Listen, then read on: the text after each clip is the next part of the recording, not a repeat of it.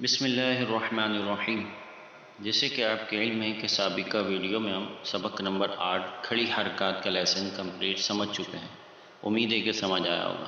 اس video میں آج ہم سبق نمبر 9 جو ہے وہ سمجھنے کی کوشش کریں گے، ان کے رولز، ان کے قواعد اور سبق نمبر 9 پڑھنا کیسے ہے ہم نے۔ سبق نمبر 9 کا نام ہے حروف لین۔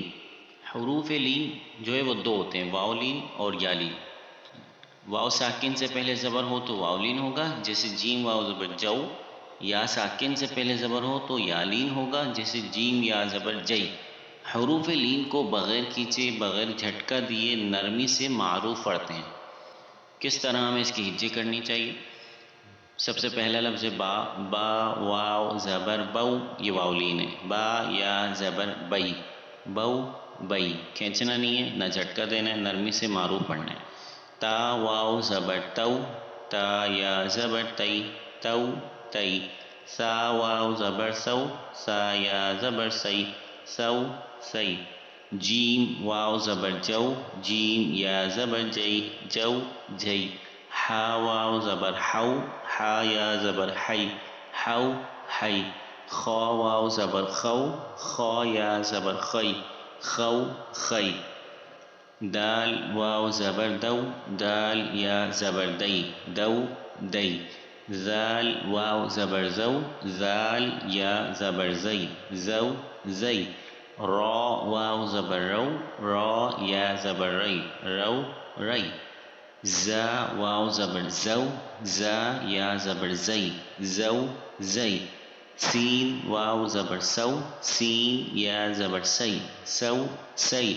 شین واو زبر شو، شین یا زبر شئی، شو شئی۔ کسی بھی لفظ کو کھینچ کے نہیں پڑھنا کیونکہ یہ حروف لین ہے، اور حروف لین کو بغیر کھینچے، بغیر جھٹکا دیے نرمی سے پڑھنا ہوتا ہے۔ یہ بلو کلر کے حروف آ گئے۔ بلو کلر جیسے کہ آپ کو پتہ ہے حروف مستعلیہ ہوتے ہیں، فل ماؤتھ لیٹر، ان کو موٹا کر کے پڑھنا ہے۔ صاد واو زبر سو، صاد یا زبر سوئی، سو سوئی۔ ضاد واو زبر دو، ضاد یا زبر دوئی، دو دوئی۔ تو واو زبر تو، تو یا زبر توئی، تو توئی۔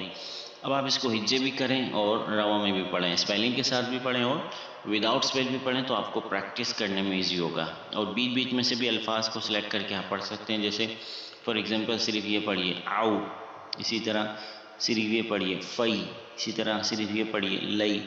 کبھی کوئی اور لیٹر سلیکٹ کیجیے، مئی، نو۔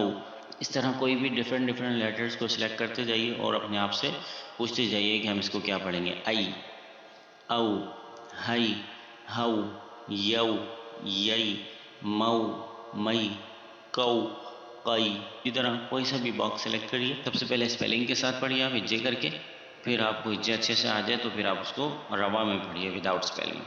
تو امید ہے کہ آپ کو سمجھ آیا ہوگا، تو آپ کو بہتر انداز سے پڑھنے کا موقع ملے گا۔ آپ اس کو اسپیلنگ بھی کریے، وداؤٹ اسپیل بھی پڑھیے، ہجے کے ساتھ بھی پڑھیے، روا میں بھی پڑھیے، آگے پیچھے کر کے الفاظ کو پڑھیے، تو اس طرح زیادہ اچھے سے آپ کو پڑھنا آئے گا۔